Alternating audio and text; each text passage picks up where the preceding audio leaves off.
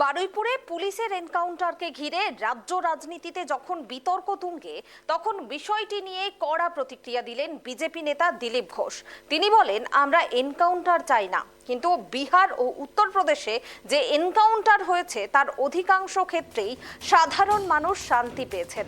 একই সঙ্গে বিরোধীদের কটাক্ষ করে তার মন্তব্য, বিরোধীরা ঘটনাস্থলে শুধু ছবি তুলতে গেছে আর সরকার কাজ করে দেখিয়েছে। চলুন তার মুখেই শুনে নেওয়া যাক তিনি আর কি বলেছেন।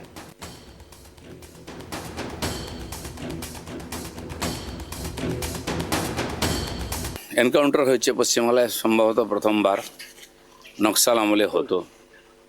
আমরাও এনকাউন্টার করতে চাই না, কিন্তু তখন যখন ইউপি বিহার এনকাউন্টার হচ্ছিল, আজ সেখানকার মানুষ শান্তিতে আছেন, তখন এখানকার যারা সরকার ছিল টিএমসি, আমরা এনকাউন্টার চাই না বলতে বলতে সমস্ত দুষ্কৃতকারীদেরকে মাথায় তুলেছিল। তাই আজকে ওই অপকর্মগুলো হচ্ছে। পশ্চিমবাংলার পুলিশও চাইলে সবকিছু করতে পারে, এটা আমরা ভুলে গেছিলাম।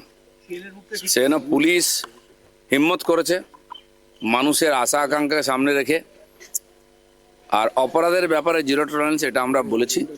এটা যেমন 24 ঘন্টার মধ্যে অপরাধীদের ধরেও নিয়েছে, আর যখন পালাবার চেষ্টা করেছে, উৎপাত করেছে, তার উপরে গুলি চালাতেও দ্বিধাবোধ করেনি। সেজন্য অপরাধ দমনে পুলিশের হাত কাঁপবে না, সরকার পিছিয়ে যাবে না, এটা প্রমাণ হয়েছে। এবং মুখ্যমন্ত্রী হিসাবেও শুভেন্দু অধিকারী দেখিয়েছেন যে নিজে স্পটে দাঁড়িয়ে কি করে আইন শৃঙ্খলাকে ঠিক করতে হয়।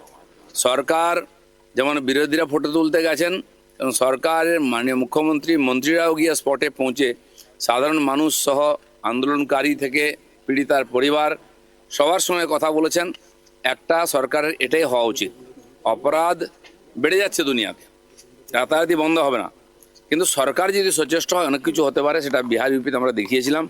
আজ পশ্চিমবাংলায় সেই পিরিয়ডটা শুরু হয়েছে।